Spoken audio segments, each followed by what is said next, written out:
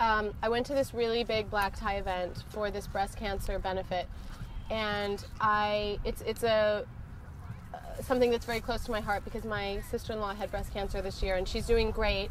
She just had a double mastectomy, actually, and she's very young. My mom just got that.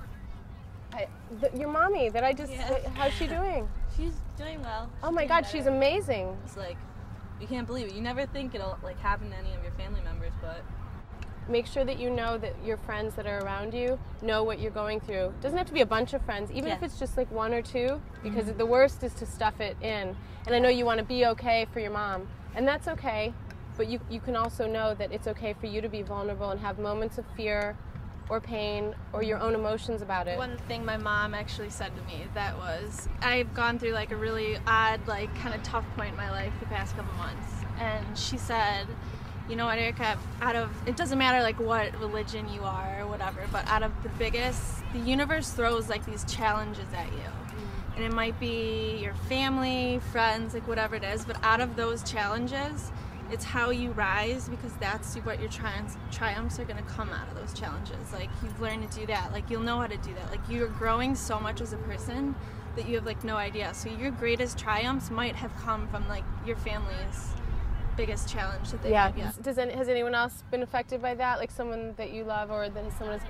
My grandpa, he got lung cancer last summer, and it took over his body pretty quick, and he died in January, and I never got to say goodbye to him or anything. And it was really hard. I'm sorry that you went through that. Is there something that you have ever done to, like, for yourself to honor him, like where you can, like, I think that there's something, I mean, you feel powerless, right? And you feel like, I'm sorry.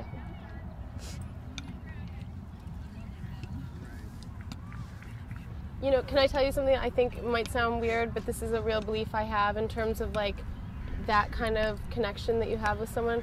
I believe that he absolutely did not want you to have to see him that way. He's still looking after you. Oh, no doubt. You can always talk to him, you know, and it won't cost any money from a phone line or anything. It's just free talking. You know, like, I know my grandpa's gonna pass away soon, and it's more hard for my mom, and I know it's gonna hit me hard. So I've been preparing. Right. I you know, just meditating, thinking about it and stuff. But the huge change in my granddad, like, he never goes out and stuff, and he's always at home, and I'm just so, like, I can't wait for him just to know my grandpa's gonna be in a place, well, what I believe he's gonna be in a place that he's gonna be happy and peace, and he's not gonna have to think that he has cancer in his mind. That's what he told me when he was getting close to the stages of dying, is that he said, I don't want you to be sad. I don't want to see you sad. I want to see you happy right now. And I want to see you knowing that I'm going to a place that's better for me. That's amazing. Mm-hmm. So how can you take what he said with you and use it in the world? Like, what does that look like to you? And he's just taught me so much, just whether it's bad things or good things. He's taught me so much, and I've changed, just like in this past year, of how I'm going to live my life, and that I'm going to live it to the fullest, because you never know when something could happen.